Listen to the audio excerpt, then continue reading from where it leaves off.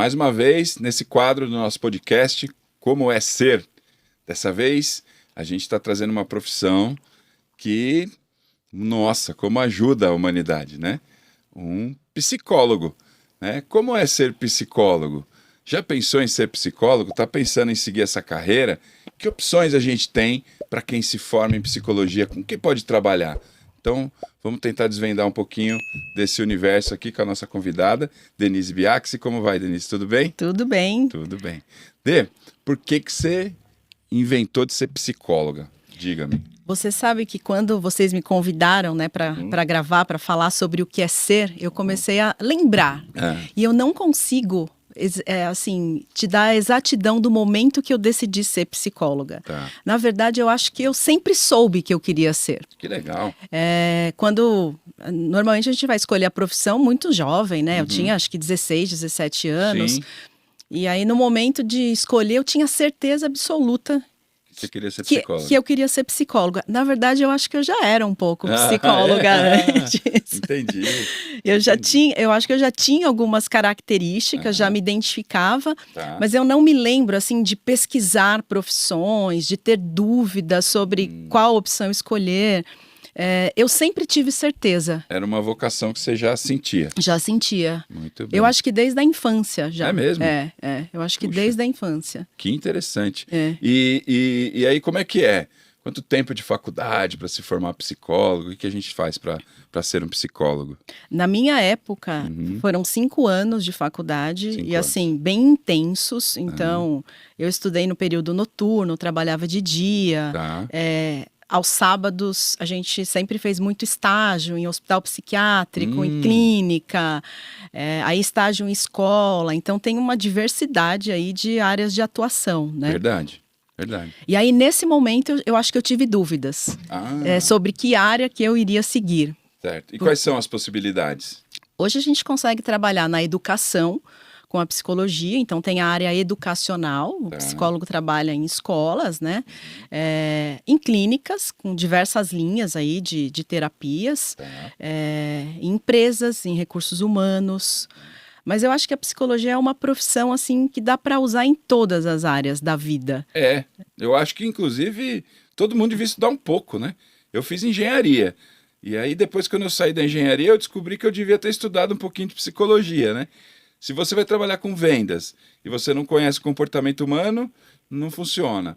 Se você quer se dar bem na carreira, quer progredir na carreira, precisa desenvolver habilidades emocionais que estão no âmbito da psicologia. Quer dizer, sem entender de gente, a gente não vai para frente em muita coisa, não é verdade? Pois é. Eu trabalhei muito tempo com gestão de pessoas. Então, eu me lembro que quando eu me formei, eu entrei numa crise, porque eu achava que uma psicóloga tinha que ter um consultório e tinha que atender no consultório. Só que eu não me via atendendo no consultório, porque eu sempre, gostei de me relacionar com as pessoas e eu gostava muito. Então você foi para psicologia organizacional, a princípio? Então, na verdade, não fui, porque a psicologia organizacional ela é mais voltada para recursos humanos, né? Normalmente, o psicólogo que atua nessa área está no RH. Ok. Eu nunca atuei em RH. Então, eu trabalhava com equipes de atendimento, fazendo liderança de equipes. E eu usei muito a psicologia nessa época, porque, na verdade, o psicólogo, ele ajuda as pessoas a encontrarem caminhos, né? Legal. Ele não dá os caminhos. Muitas vezes, quem nos procura acha que nós vamos dar as respostas. Vou te dar uma cartilha que faça isso e vai dar tudo certo. Ou que, eu vou começar a fazer terapia e um milagre vai acontecer, a minha vida vai resolver. Ah, meu Deus do céu. Às vezes isso acontece. Tem alguns casos que, quando a gente tiver mais tempo, eu conto. Muito bem. Mas assim, muitas pessoas têm essa expectativa, né? Eu vou resolver a minha vida quando eu buscar um psicólogo. É claro que tem um longo caminho, mas nós não damos respostas para as pessoas. Então, eu costumo dizer assim, né? A pergunta é o que é ser psicóloga, né? Eu acho que é ajudar as pessoas a encontrarem as suas respostas. As respostas delas não são as mesmas que as minhas. Então. Né? É verdade. E é um exercício que a gente tem que fazer constantemente. Por quê? Porque o psicólogo é um ser humano. Tem crenças, ele tem os seus valores, ele tem as suas verdades, né? E quando nós atendemos, a gente tem que deixar tudo isso de lado. Dê, a gente recorre muito a você, né, dentro da estrutura da QualiLife, como uma parceira, muitas vezes para desenvolver conteúdo de treinamento, para entregar conhecimento numa linguagem mais adequada à aprendizagem, Sim. né? E isso porque a gente leva muito a sério o ensinar. Então tem sempre esse apoio pedagógico, psicológico, para a gente não cometer erros. Porque às vezes dentro de uma sala de aula, a gente está, sei lá, fazendo um treinamento de liderança. E a gente vai falar de alguma coisa que desperta gatilhos nas pessoas. E hoje em dia eu tenho acompanhado muito o trabalho de certos coaches, de certas vertentes, né, que prometem capacitar pessoas e tocam às vezes em feridas emocionais, em desafios emocionais, que aquelas pessoas às vezes não estão preparadas para fazê-lo, né? Como é que você vê esse movimento assim de gente de tudo quanto é área se dando, ousando capacitar pessoas e fazer? Como é que você vê isso e que perigo isso tem? Isso tem um risco altíssimo, porque justamente é o que você está falando. Quando a gente trabalha com treinamento, a gente desperta emoções nas pessoas, né? E muitas vezes as pessoas lembram de situações que foram desafiadoras para elas. Traumatizantes, né? E às vezes acontece da pessoa, no meio de uma sala de aula, ela se emocionar. Às vezes as pessoas começam a desabafar numa sala de aula. Quando a gente faz, por exemplo, uma atividade para trabalhar alguns desafios, né? E tem pessoas que elas se entregam, porque se estão à vontade, que é o nosso objetivo, né? As pessoas, elas contam os relatos, elas trazem as dores, até às vezes algumas situações em que a gente tem que ter o cuidado, porque elas falam de outras pessoas, da própria empresa, né? Elas contam e nós temos que ter essa sensatez de ajudar a pessoa a voltar a ter um equilíbrio, até para não prejudicar o andamento do treinamento, porque às vezes, né, foge um pouco ao objetivo, mas também a gente não pode deixar de acolher. Sem dúvida. Né? O que você considera, tipo, coisas boas, o que é muito bom em ser psicólogo, e quais são os perrengues? O que você acha que puxa, esse ponto aqui é um preço que eu pago por ser psicólogo? Tem alguma coisa? Olha, coisas boas são inúmeras, então eu sou apaixonada pelo que eu faço, eu acho que você poder transformar vidas das pessoas é um privilégio. De fato. Muitas profissões têm esse privilégio, né? Mas assim, eu acho que na minha profissão, a coisa mais bonita que eu vejo é você perceber a evolução da pessoa, o quanto ela começa a se autoconhecer, a aprender a lidar com as emoções. E isso vai reverberando no sistema familiar, no âmbito profissional. A pessoa começa a ter mais leveza, se sentir melhor com ela, lidar com as suas dores, com as suas sombras, né? Então, toda vez que eu estou atendendo um paciente, eu me conecto, eu me entrego, eu realmente, eu me envolvo, né? Quando a gente estuda psicologia, a primeira coisa que a gente aprende tem que tomar cuidado, não pode criar vínculo, né? Mas a empatia, ela é extremamente importante. Então, eu acho que é uma vantagem, é algo que me fascina, poder transformar vidas, poder fazer as pessoas serem mais felizes. Muito bem. E o que é ruim? O que a pessoa que vem para essa área precisa estar preparada para enfrentar? Eu acho que a gente precisa ter muito equilíbrio emocional, porque nós ouvimos muitas histórias difíceis. Então, às vezes, né, já aconteceu algumas vezes de um paciente entrar em contato, está pensando em suicídio, por exemplo. E a gente precisa lidar com isso sem afetar a nossa vida pessoal. Né? Então, como eu atendo, como eu acolho, mas estabelecendo um certo limite. E aí, o psicólogo, ele precisa fazer terapia. Cara, porque eu ia te perguntar, como é que você lida com essa responsabilidade? Ele precisa.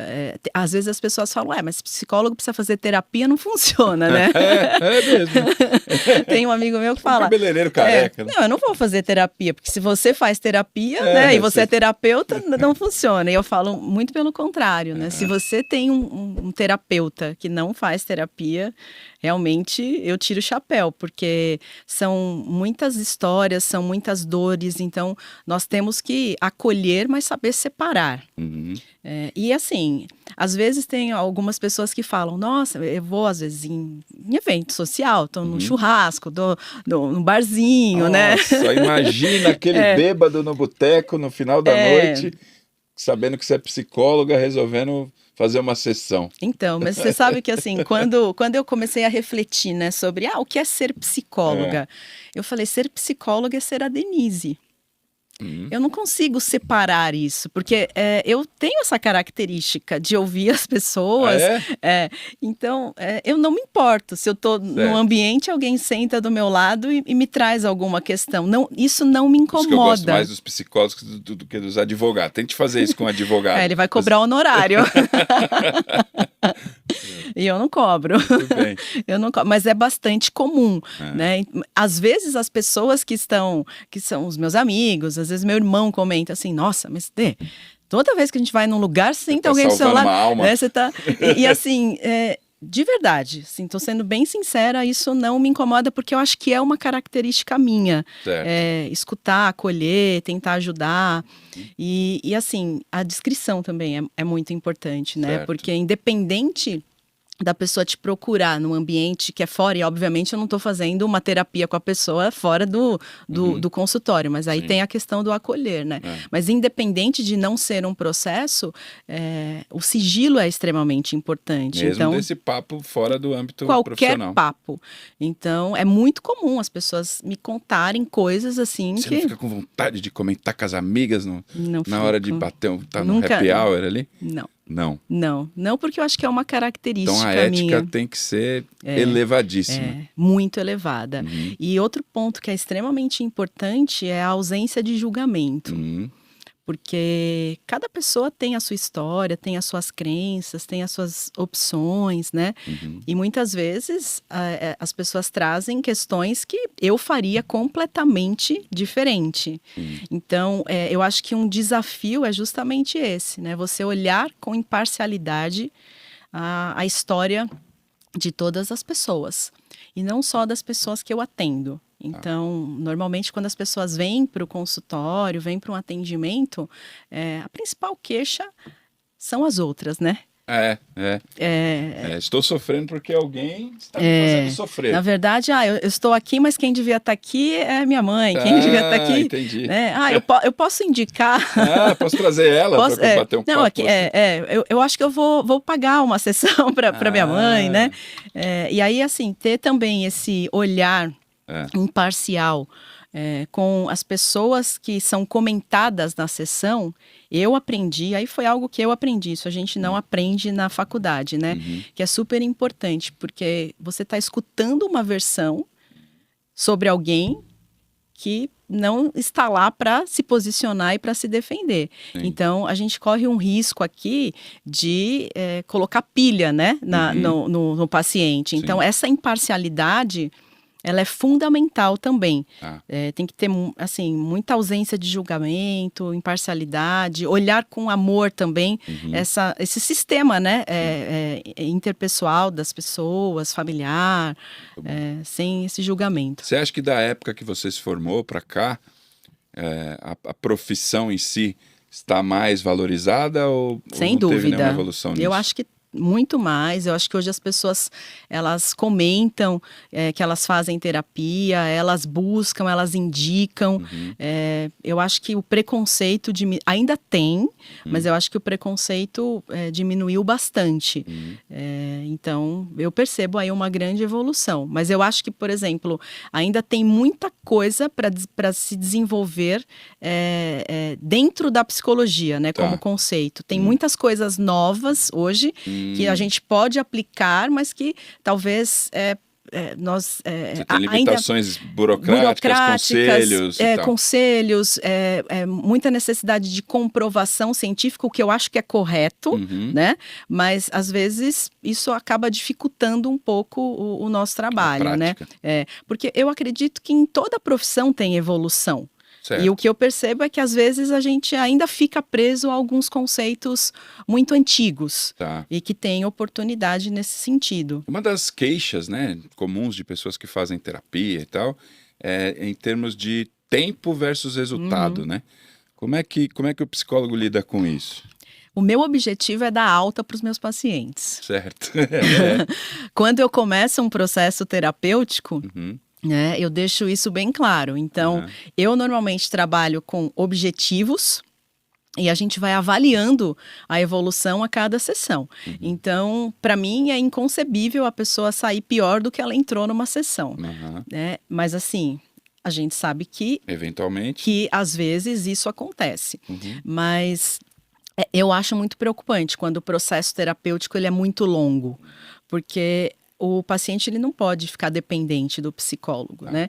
Então, mas esse processo naturalmente ele acaba acontecendo. Então, às vezes eu saio de férias, por exemplo, e aí como você usa psicólogo sair de férias? É assim mesmo. Tem até uns videozinhos que os meus pacientes me mandam, né? Não, mas como é que você não pode tirar férias? Me atende, né? Não dá para me atender aí do resort?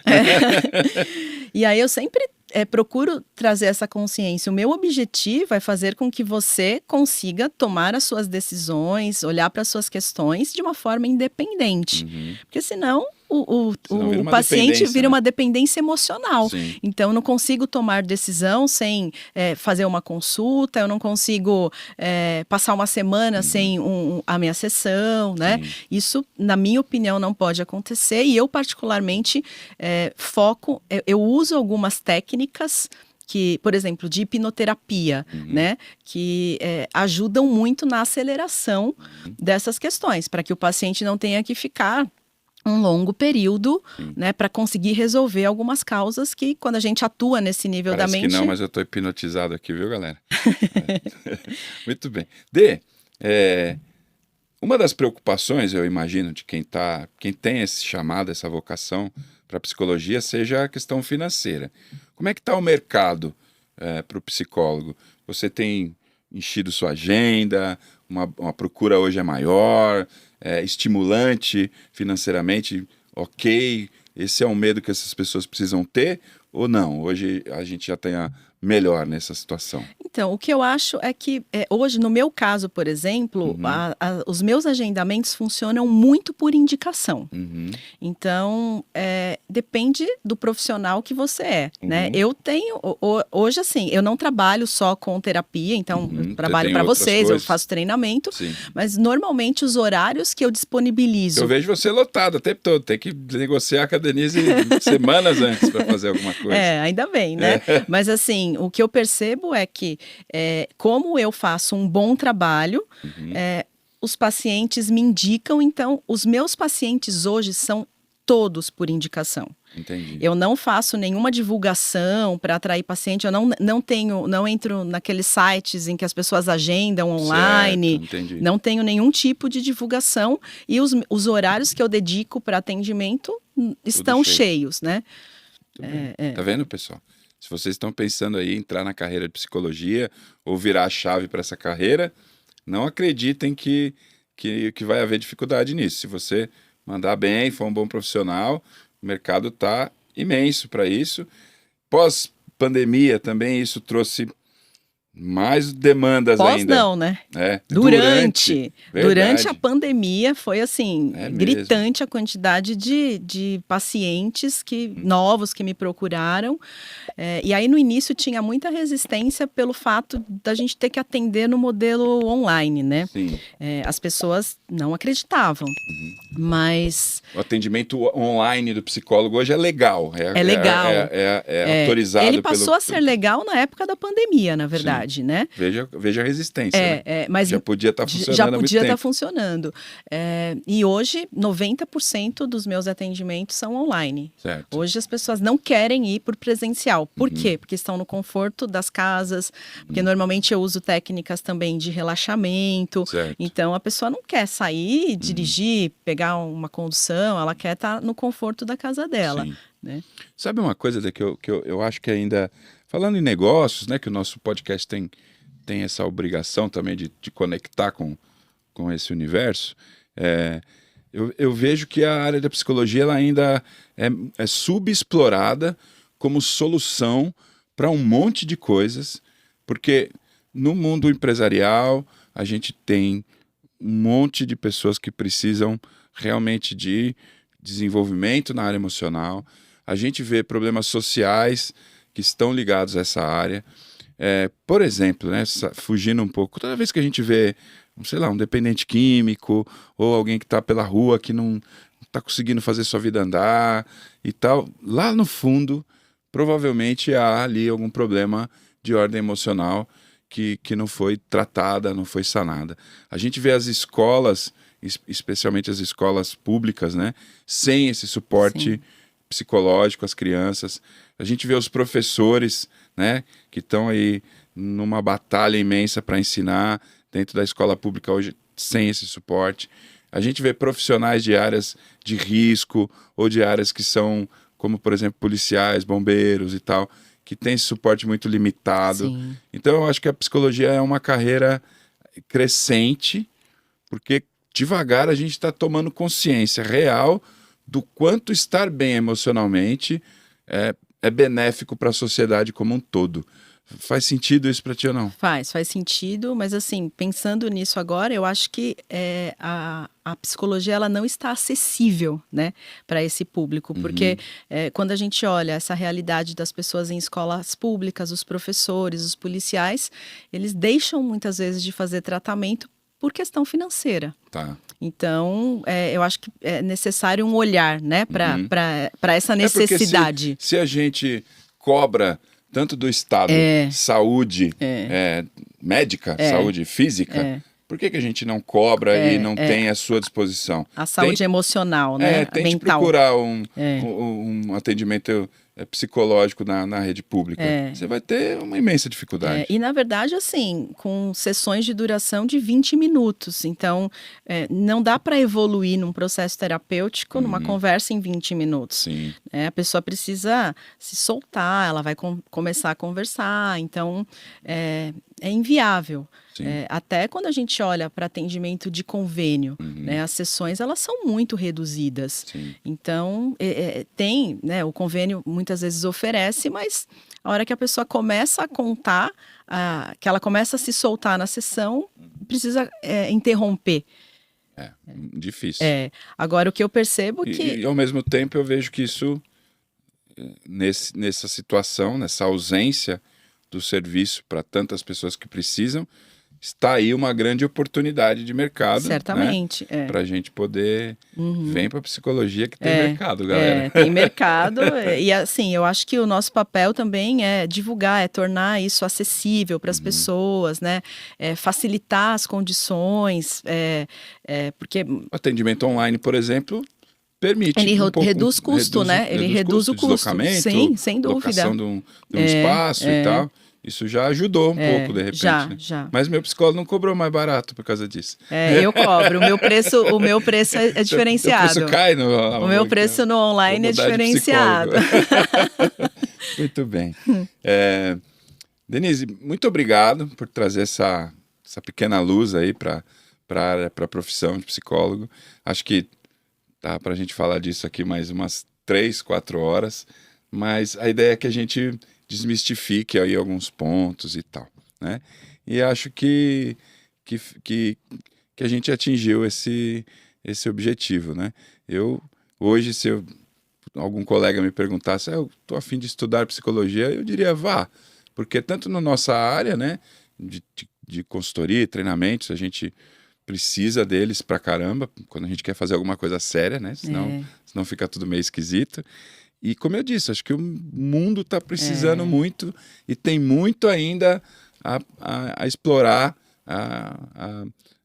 usar esse conhecimento psicológico para a melhoria da vida das pessoas, né? E além da atuação profissional, o que nós aprendemos na faculdade de psicologia, nós usamos em todas as áreas da vida, né? Sim, que eu disse para você, a gente devia, sei lá, devia ter um semestre de psicologia em todas as outras profissões, né? Em várias tem, né? Em várias está começando a ter. Tem, o que é super importante. Ainda bem, né? E o psicólogo pode ser, então, psicólogo clínico, pode atender hospitais, pode atender... Na rede pública, pode trabalhar na área organizacional, pode fazer laudos técnicos, na área judicial, enfim, tem muitas... Na polícia? Sim. Pode trabalhar em hospitais psiquiátricos também. Então, tem uma série de possibilidades. É uma profissão em coringa. RH, né? Você falou RH? Falamos, né? É uma profissão coringa, né? Dá para usar o conhecimento até em marketing, né? Porque... Especialmente porque marketing, o que é? Se não, né? Você entender identificar o comportamento humano. e... Muito bom. Tem muitas áreas aí. Boa. Muito bem. Dê, muito obrigado pela presença. Galera, espero que vocês tenham gostado. E se você está pensando em ser psicólogo, tá aí. Pode vir que vai dar certo. Vai dar certo. Obrigada, Dani. Valeu, Dê. Obrigado.